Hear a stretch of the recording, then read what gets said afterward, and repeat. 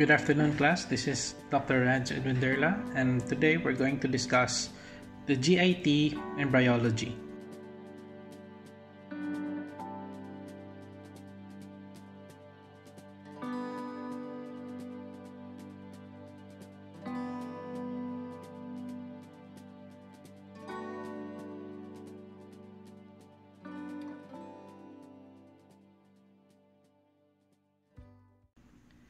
So first, before we begin, let us go back to our previous lecture, which is the process of gastrulation.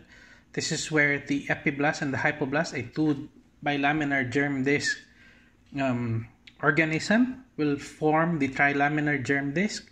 So this happens when the primitive streak will appear.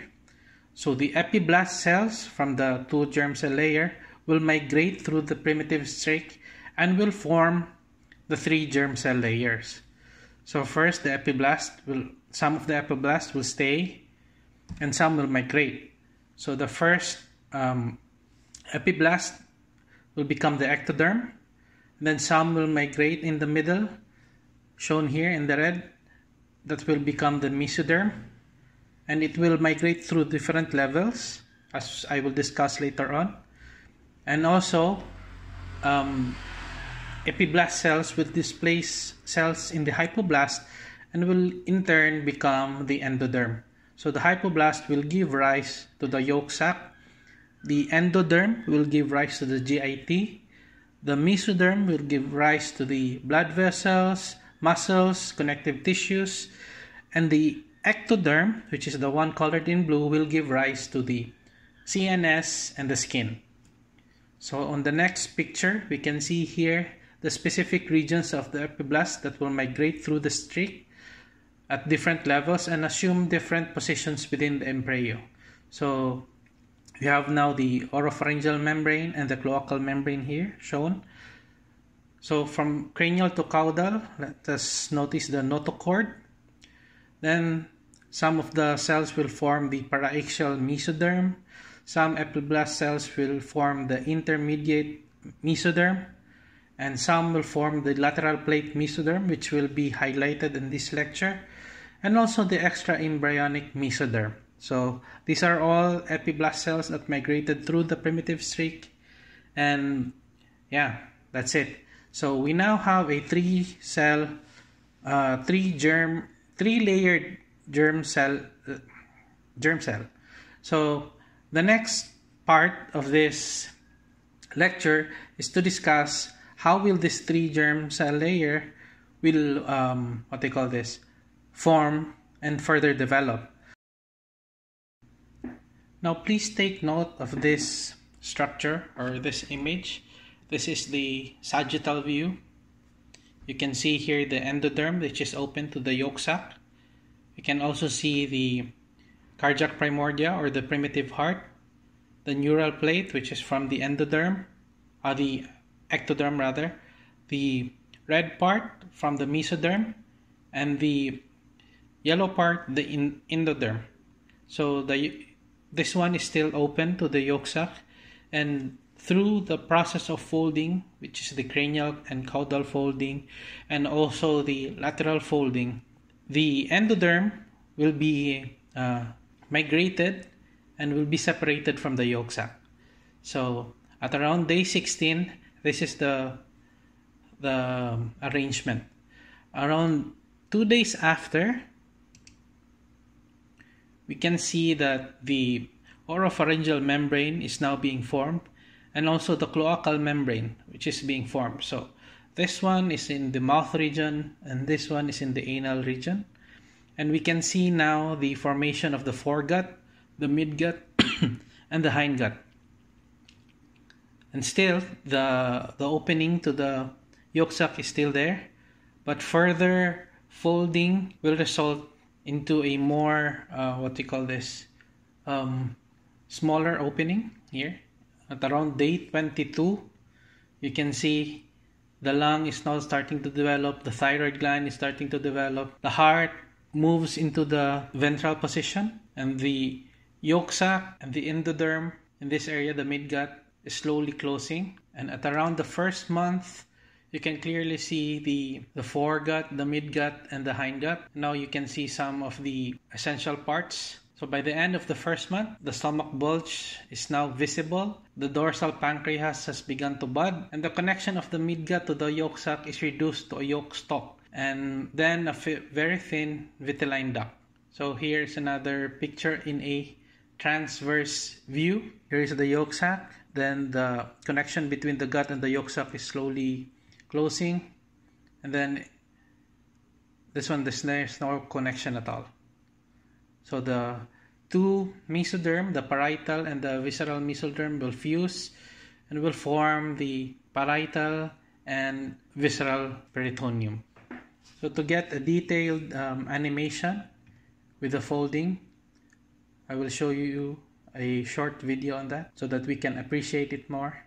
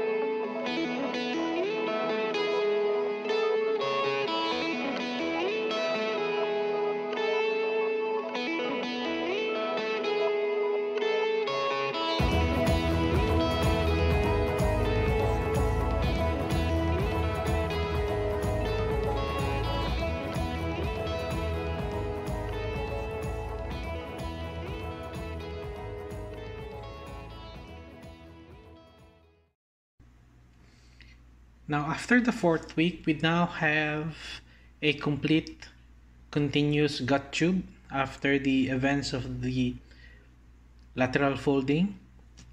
So we now have the foregut, the midgut, and the hindgut.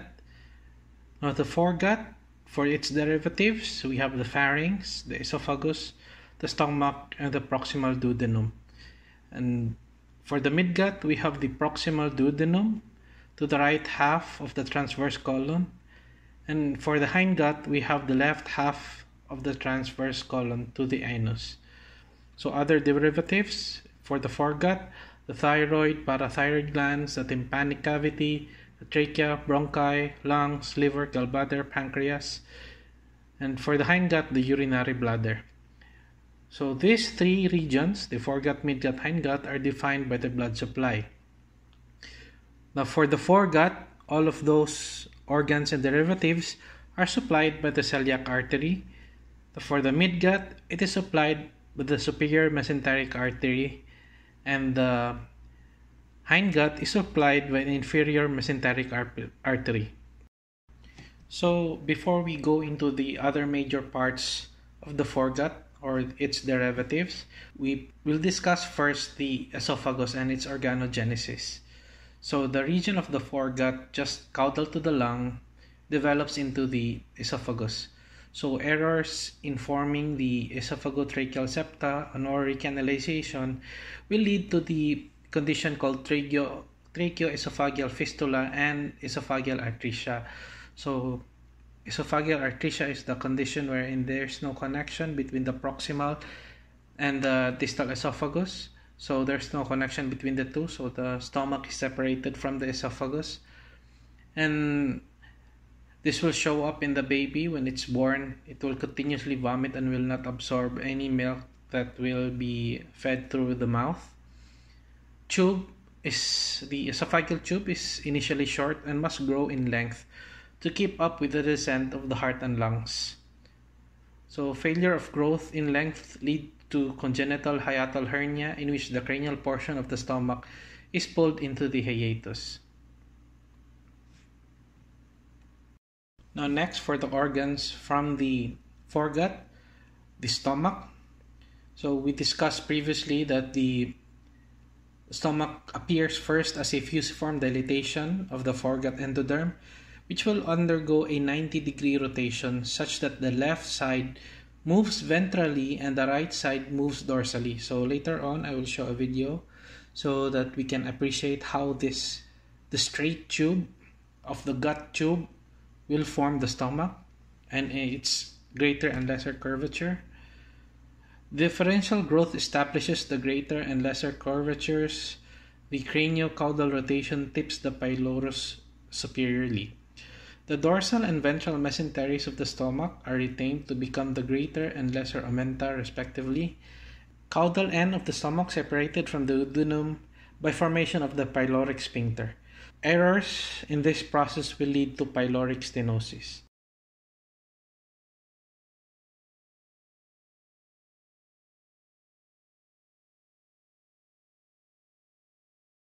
We're looking at some puzzling structures. To understand why they're arranged as they are, it'll be helpful to see how they developed. Let's digress for a few minutes and look at a sequence of highly simplified diagrams. The foregut starts as a straight tube.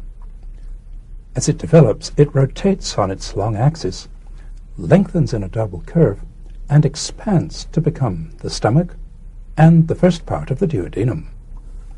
The foregut is different from the rest of the GI tract. The hindgut and midgut are attached to the body wall by a double fold of peritoneum, only along the back. The foregut is attached also at the front. Its two attachments are the dorsal mesogastrium behind and the ventral mesogastrium in front. As the foregut rotates, the dorsal and ventral mesogastrium rotate with it. The line of attachment of the ventral mesogastrium swings round to the right as the foregut develops. It ends up running along the lesser curve of the stomach and the top of the proximal duodenum. On the back, the attachment of the dorsal mesogastrium swings round to the left. It ends up running along the greater curve of the stomach and the underside of the proximal duodenum. While the foregut is developing, there are important changes in the ventral and dorsal mesogastrium. The liver develops in the ventral mesogastrium, the spleen develops in the dorsal mesogastrium. The liver grows rapidly, pressing against the body wall and obliterating these layers of peritoneum. These changes produce this almost separate pocket behind the stomach, the lesser sac. This part of the ventral mesogastrium is the lesser omentum. This part of the dorsal mesogastrium will become the greater omentum. We'll follow these changes from the start in a more three-dimensional way. To do that, we'll go to a view from below. Here we're looking up into the upper part of the abdominal cavity. This is the diaphragm. Here's the foregut starting to develop. Here's the liver developing in the ventral mesogastrium and the spleen developing in the dorsal mesogastrium. Here's the space that will be the lesser sac. This is the lesser omentum. This part of the dorsal mesogastrium will grow downwards to become the greater omentum. We'll move to a slightly lower vantage point so we can add the duodenum to the picture. The foregut ends here. So does the lesser omentum. This is the lower free border of the lesser omentum. Below it, the duodenum becomes stuck against the liver, leaving this opening, the epiploic foramen that leads into the lesser sac. The dorsal mesogastrium is shown as though it had a free lower border along here, but in reality, this fold is continued all the way round to here, creating a sac that has only one opening, here. To see how the greater omentum develops, we'll first add the transverse colon to the picture. The dorsal mesogastrium hangs down in front of the transverse colon. To follow its growth, we'll look at a sagittal section made in this line. Here's the lesser omentum between the liver and the stomach. Here's the greater omentum hanging down in a double fold. Below it is the transverse colon, suspended by the transverse mesocolon. This is the pancreas. The greater omentum grows downwards in front of the transverse colon.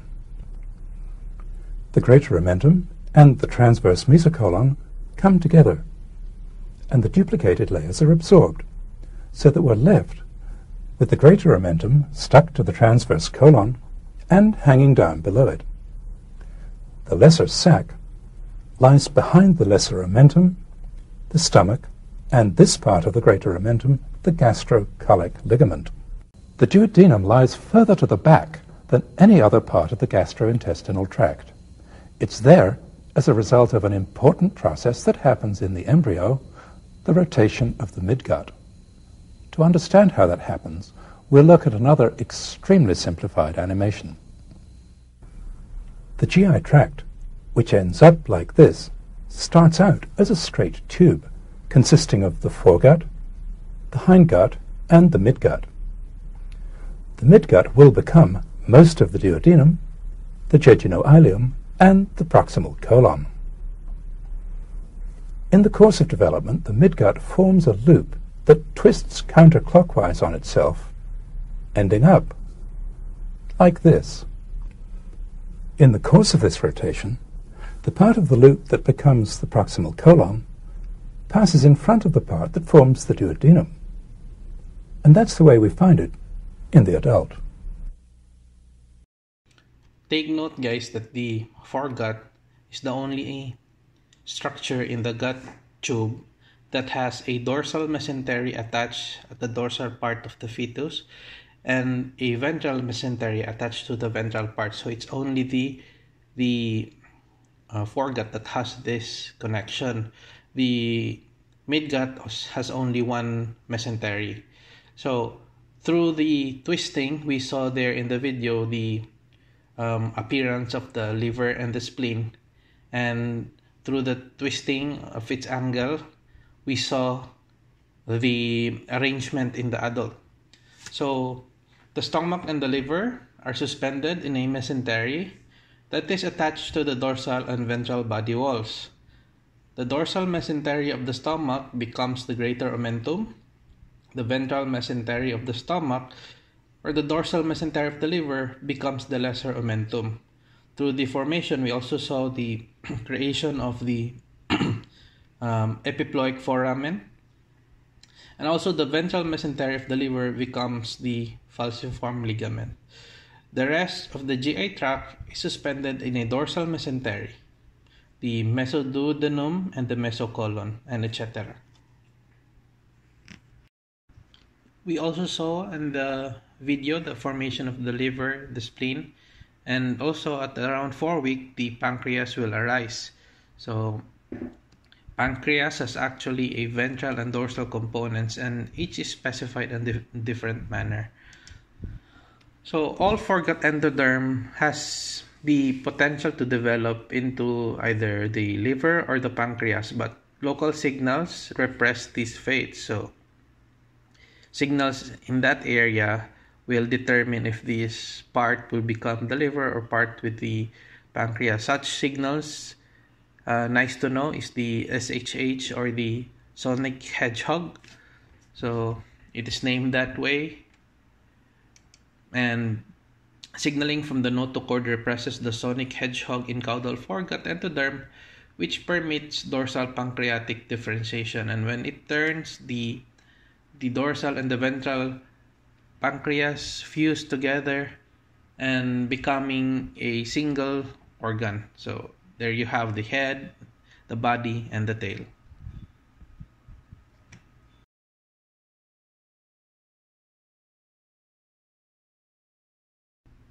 So in this diagram, we can see the organs that are intraperitoneal, organs that are retroperitoneal, and organs that are secondary retroperitoneal. So those that are in the peritoneal cavity are colored in yellow. Those that are colored in red are retroperitoneal viscera. Not included here is the kidneys, which is retroperitoneum. Secondarily retroperitoneal, like the pancreas, initially developed into the intraperitoneal, inside, but through the rotation, through its movement, through the development of the fetus, the pancreas is pushed back into the retroperitoneal area. So it's called a secondarily retroperitoneal organ.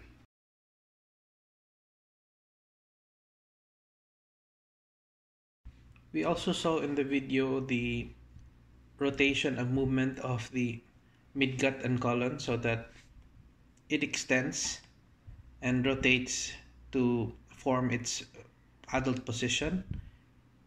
The growth of the GI tract will exceed the volume of the abdominal wall, or the abdominal cavity rather. So what it does is it will herniate into the umbilicus.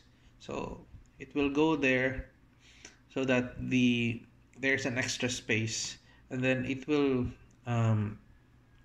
just grow back or come back into the abdominal cavity. So when the growth of the embryo, the abdominal cavity expands, thus drawing the gut back within the abdominal cavity. So it first went into the umbilical area, then it will go back.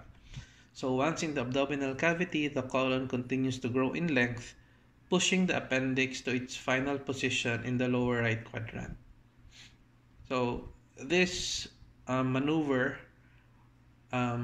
is prone to some errors. So in some babies, in some patients, we can see this as an omphalocele and a gastroschisis, similar condition, but with the absence of or presence of peritoneum. So the condition entails that the part of the intestine will not go back into the abdominal cavity and will remain in the umbilical area even after birth.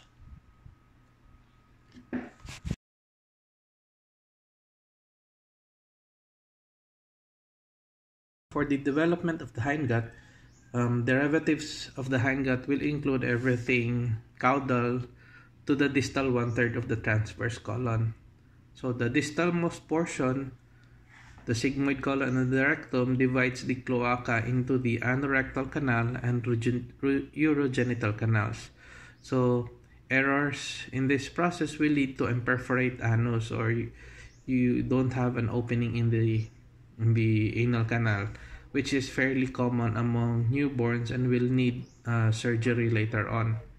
As with the rest of the GI tract, the enteric neurons in the hindgut arises from vagal neural crest. So the distalmost portion of the hindgut are farthest away, layo siya, and therefore more sensitive to perturbations in migration. So problems in migration, therefore, will result into a congenital megacolon, or part of the colon that has no nerve supply, or what we call the Hirschsprung's disease. So neural crest from vagal and sacral regions will colonize the gut and give rise to the enteric neurons of the myenteric and submucosal plexuses. So the Hirschsprung's disease is failure of vagal neural crest migration and or survival, usually affecting distal hindgut. There are some sacral crest-derived cells there, but they cannot make up for the loss of vagal crest-derived cells.